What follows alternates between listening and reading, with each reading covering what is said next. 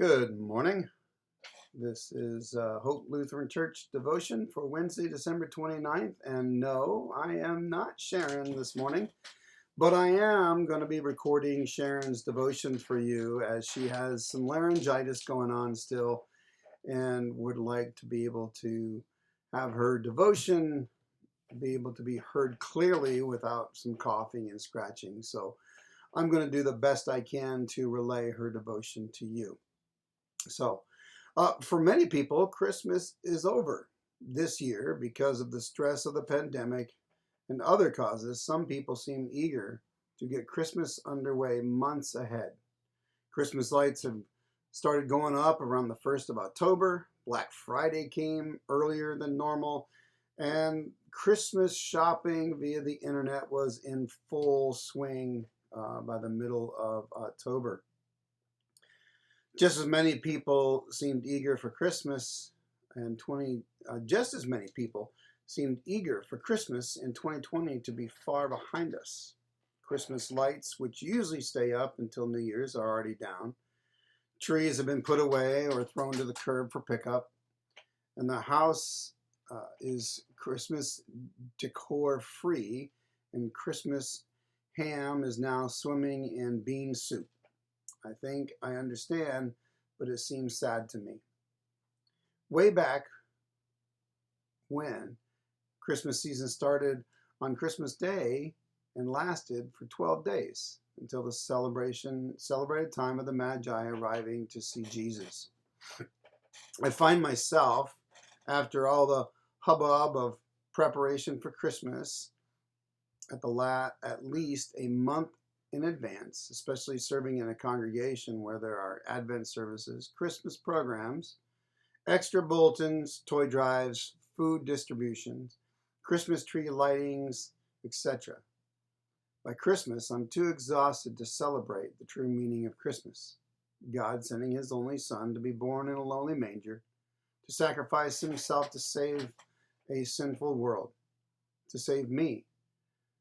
But those quiet, peaceful days between December 25th and January 6th can be a time of reflection and, like Mary, pondering these things in our hearts.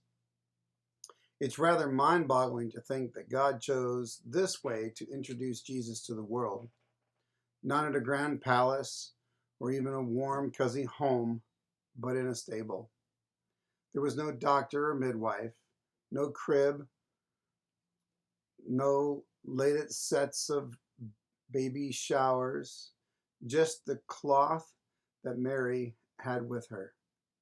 This baby Jesus, born of lowly estate, came to experience life in our world. He grew up in a Jewish home with brothers and sisters. He most likely worked with his carpenter earthly father. He felt hunger and pain, joy and sorrow, disappointment and satisfaction, the whole spectrum of emotions. He was tempted, but rebuked Satan with the scriptures. He who was without sin suffered the death of a sinner, so you and I could be free, sin-free in our Father's eyes. This baby Jesus had angels proclaiming his birth, shepherds running from the fields to see him. We too can shout with joy at his coming.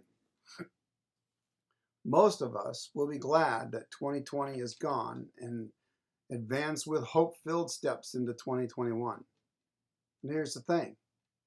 We try to leave bad stuff behind us, to escape the hurtful things, but no matter how far we travel and what new year comes, it always seems to find us. We can never truly rid ourselves of the bad things that burden us. It often seems no one understands what we are going through. Jesus does. He lived in our world and understands what we deal with.